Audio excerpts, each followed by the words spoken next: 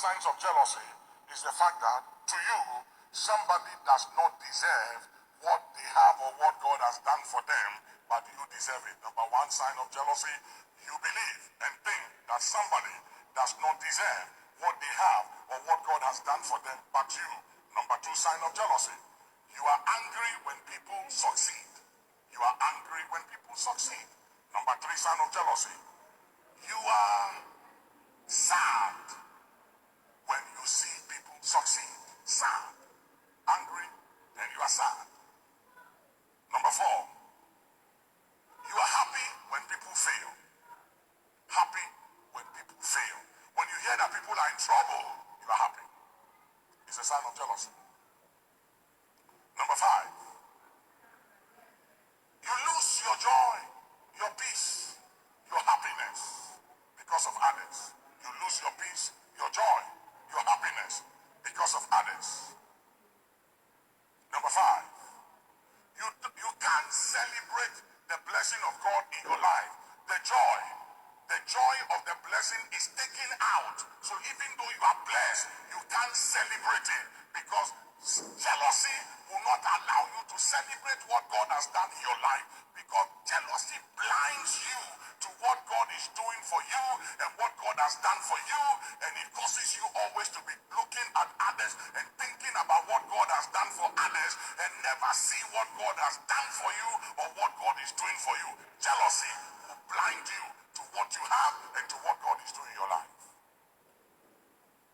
Jealousy also makes you unthankful, an attitude of ingratitude. Jealousy. A sign of jealousy is that you are never thankful, you are never grateful, always having an attitude of ingratitude, lack of sufficiency, feeling of insatisfaction, never satisfied, never enough, never happy, always wanting, never thank God, never appreciate it, a feeling and a sense of entitlement, that you are entitled to have more, and never giving thanks, never showing gratitude, never happy, never celebrating what God has done for you and what God is doing for you. Another sign, critical of everybody but yourself. Critical of everybody than yourself. He's beautiful, she's beautiful, but he is handsome, but well, it's a nice car, but she sang very well, but he preaches well, but you always find a fault. You never fully accept who somebody is. You must always find fault with others. Critical of others but yourself. And then critical of God.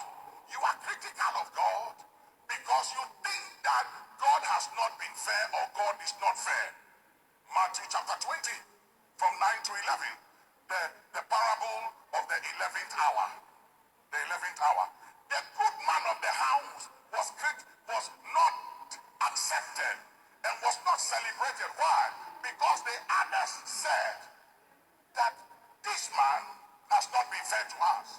How dare you give the man that came at the 11th hour the same as you gave us? And the man said, you have an evil eye. Don't I have the right to do with my money what I want to do with? Have I not given you what you deserve and what I agreed to give you? Why have you placed your eyes on somebody else? Another point of sign of jealousy is comparing yourself with others. Comparing your blessing with the blessing of others. Comparing yourself with others. Those who compare themselves among themselves are not wise.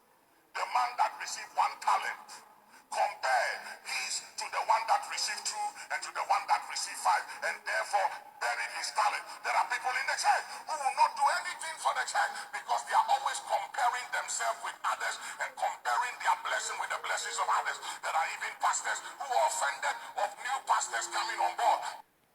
All right, guys, before I say what I want to say, let me quickly put in this.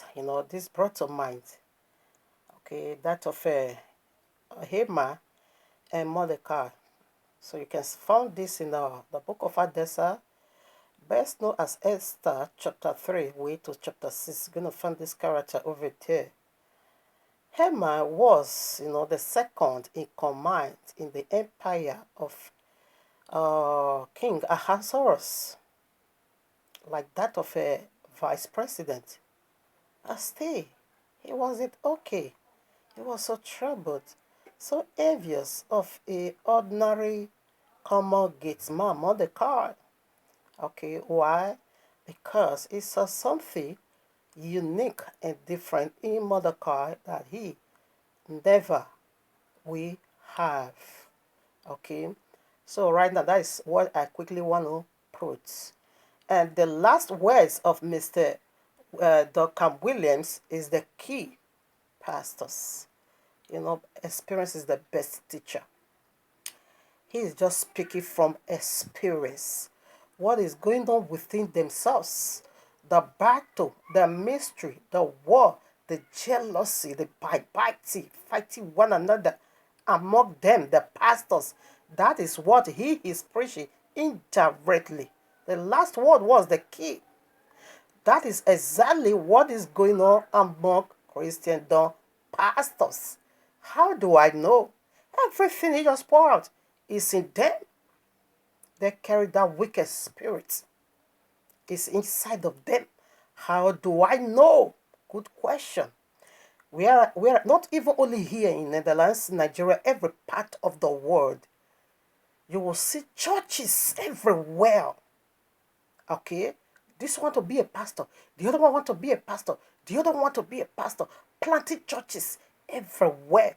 Why? Because they see churches as a quick way out of poverty. Oh, this one just entered yesterday. Now he have a private jet. Oh no, I need to open my own in order for me to also have my private jet. And as soon as he does that, guess what? He releases private jet. This competition. They compare themselves with one another. You are not exempted, sir.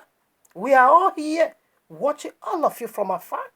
And we understand exactly what is going on among you all. I was so joyful when I found this video. I said, yes, we are going to be using your own words against you all. It's in you, sir. You are not exempted. Every single thing you just poured out is also found in you, sir. He also found in you. You are not holy.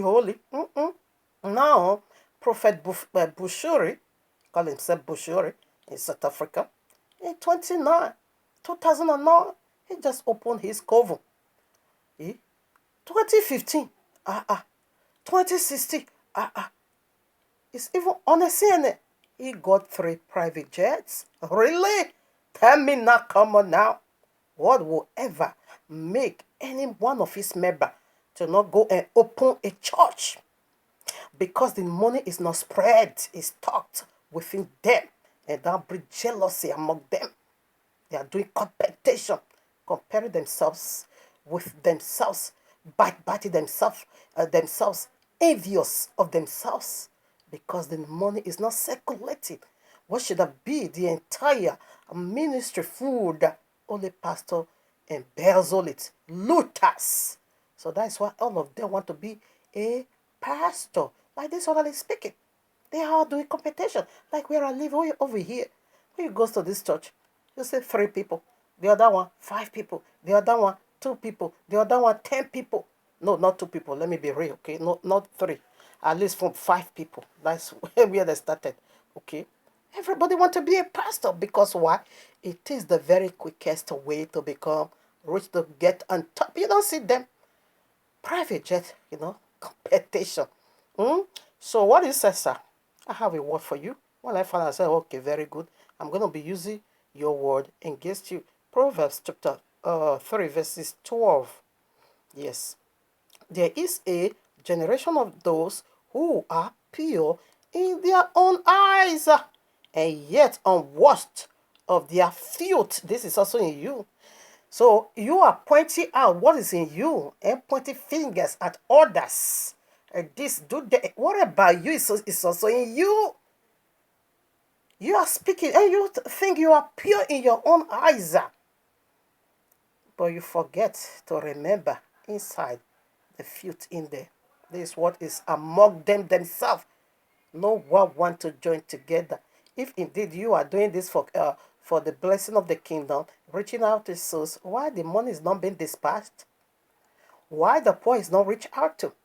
What are you doing with how many private jets? All of you, like David Oyedepo, a 04 private jet, doing what with? What are you gonna do with that?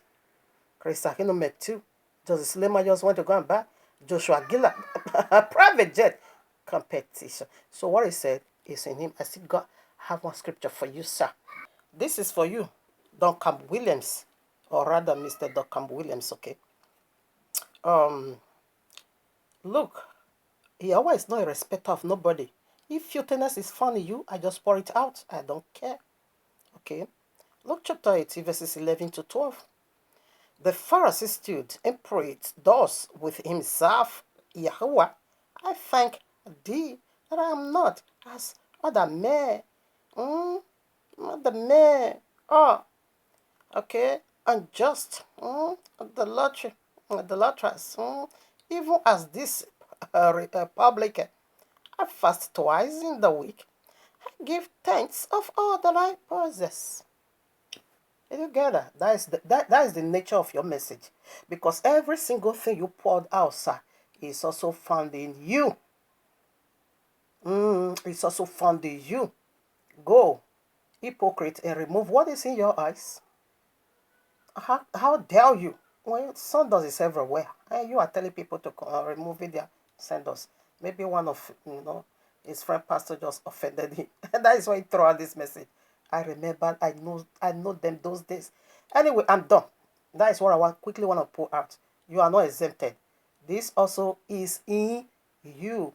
Shalom, family.